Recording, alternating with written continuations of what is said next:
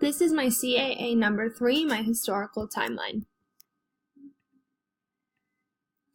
First is Brown versus the Board of Education in 1954. It outlawed segregation in schools and mandated for equal education. It was the first step in non-discriminatory schools, and children began to get equal opportunities with their education. No segregation meant more cultural variance, which led to the movement of eventually bilingual education. Parents started to think of how submersing their children into mainstream, only English-speaking classrooms wasn't really giving their students equal opportunities. Next is the National Defense Education Act of 1958. It was passed in response to Sputnik, which was a Soviet Union satellite, and the U.S. wanted to catch up with space exploration. It was the first effort on a national level to increase instruction in math, science, and foreign language. The initial backing of this act was small, but the role of the federal government increased as time went on. Next is the Civil Rights Act of 1958. It banned race, sex, and origin discrimination in schools. You received the same amount of education regardless of these things. This law was primarily focused on the unequal treatment of African Americans because of the time, and not other minority groups. It directly affected ESL students.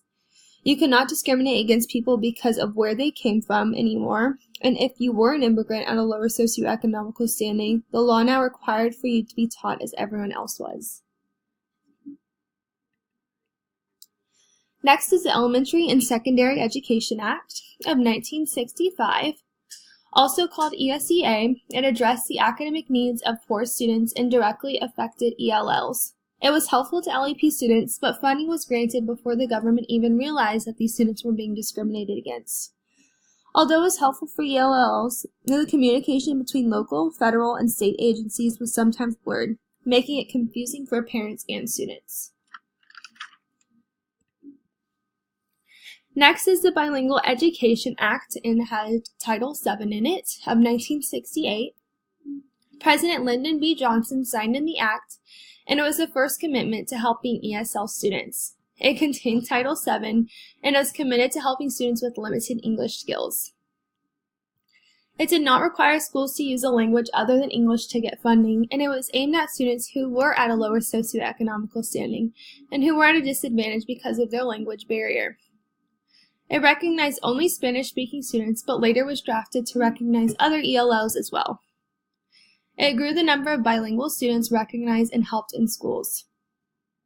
It authorized resources to support educational programs, train teachers and aides, develop instructional materials, and lastly, it encouraged the involvement of parents. The big question for this act, though, is was it aimed at incorporating bilingualism in schools or assimilating ELLs in schools faster?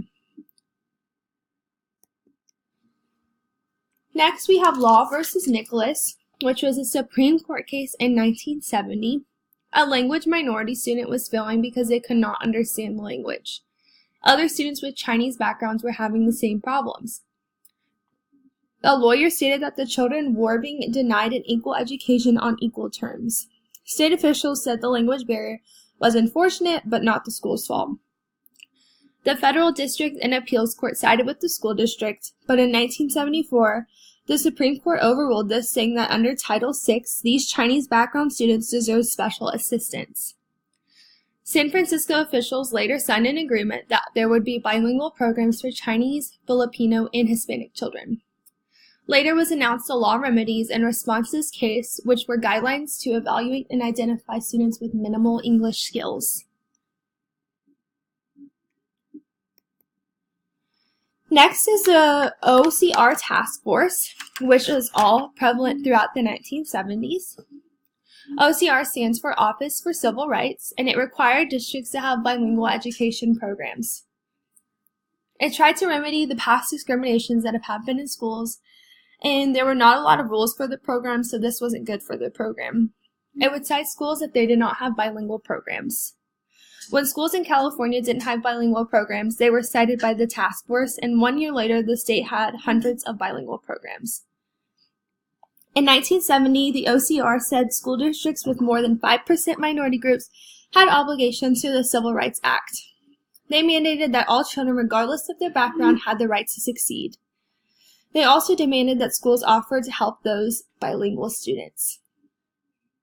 In 1975, they also helped to enforce the law remedies. So they were very helpful in the bilingual enforcement of the programs. Next, we have the Serena versus Portales Municipal Schools in 1972. It was a lawsuit by Mexican-American parents, and it led to the court mandate of bilingual education. It was said that these students had a right to bilingual education, and a federal judge mandated that bilingual education is a student's right. Then we have Castaneda versus Pickard of 1978. It was a Texas court case, and a father of two Mexican-American children, Roy Caseta, sued the RASD school district for discrimination against his children. He claimed his children's classroom was segregated and there was not a sufficient bilingual program in place for his children. The court ruled in favor of the school district, but when Caseta appealed the decision, they sided with him. Schools must take appropriate action to overcome language barriers for their students. The law regulation states that school districts need to take appropriate actions to aid these students that are ELLs. Because of this case, there is now a 3-part assessment to make sure that the bilingual programs in schools are effective for the students. Next, we have the law regulations of 1980. They were regulations enacted due to the Law versus Nicholas case, and President Carter placed these regulations in place because he was said to have wanted more Hispanic voters. It mandated bilingual programs for all schools where at least 25 LEP children of the same minority language were enrolled in 2 consecutive grades of middle school. Some people were upset about this, but the National Association for Bilingual Educators was very excited.